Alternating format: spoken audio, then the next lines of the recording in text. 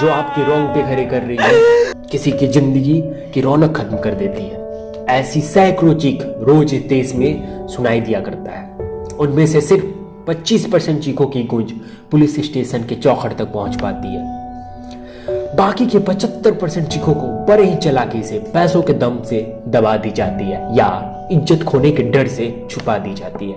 आपको शायद जान के हैरानी होगी कि उनमें से 95% चीखों की वजह उनके सगे संबंधी अपने करीबी ही होते हैं, जिन पे कभी भरोसा किया गया हो। दरिंदगी की ऐसी प्रमाण आपने कभी नहीं देखा होगा या सुना होगा कि इनमें से ऐसी भी चीखें हैं जिसे बोलना नहीं आता था, जिसकी उम्र महज 6 महीने थी। ऐसी भी चीखें हैं जिनके हाथ पैर कांप रहे थे, जिनकी जिंदगी में चंद लम्हे ही बाकी थे, जिनकी उम्र लगभग 90 वर्ष थे।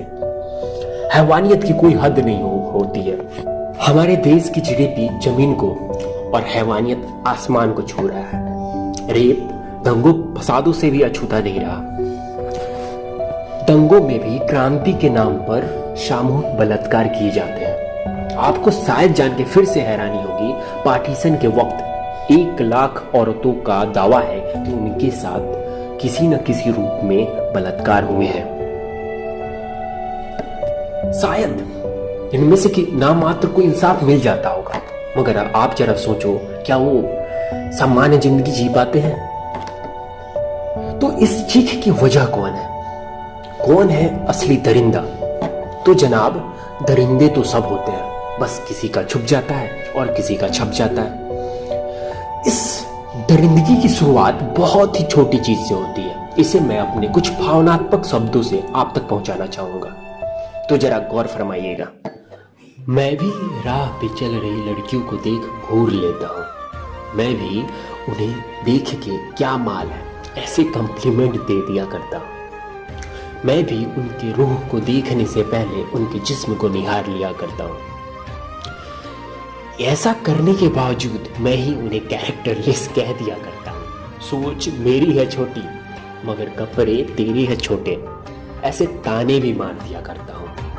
उनकी मासूमियत भरी आंखों को देखने से पहले मैं ही उन्हें गलत ठहरा दिया करता हूँ। तो ये मैं भी कौन है? तो इस दरिंदगी भरी नजर को कोई नोच क्यों नहीं लेता? इस हैवानियत भरी सोच को कोई दबा क्यों नहीं देता? इस बदतमीजी कर रही जीव को कोई काट क्यों नहीं देता? तो इंसाफ की उम्मीद हम उनसे तो नहीं कर सकते हैं ना, जो धर्म के नाम पर लोगों को जिंदा जलाते हैं और मानवता के गला घुटने पे मोमबत्तियां जलाते हैं। हमारे यहाँ कुछ बलात्कार इसलिए भी होते हैं ताकि उन दरिंदों को अपनी मर्दानगी साबित करनी होती है। अब उन्हें कौन बताए कि जिस वक्त उसके लबों की मुस्कान की वजह तुम बनते हो ना, उस वक्त मर्द बन जाते हो। जिस वक्त तुम्हारी उपस्थिति उसे सुरक्षित महसूस करा दे, तुम उस वक्त मर्द बन जाते हो। जिस समय वो अपनी सारी राज बिना झिझके तुम्हारे सामने प्रकट करती हैं, उस वक्त तुम मर्द बन जाते हो। तो क्या तुम मर्द हो? तो इंसाफ कैसे करें हम? कर सकते हैं अगर हम प्रण कर ले तो चलिए आज हम प्रण करते हैं कि आज से ऐसी सोच और ऐसे सोचने वाले को खत्म करेंगे। अब से मोमबत्तियां सिर्फ उनके कब्र पे जलाएंगे। अब से ये चीख गूंजने नहीं देंगे।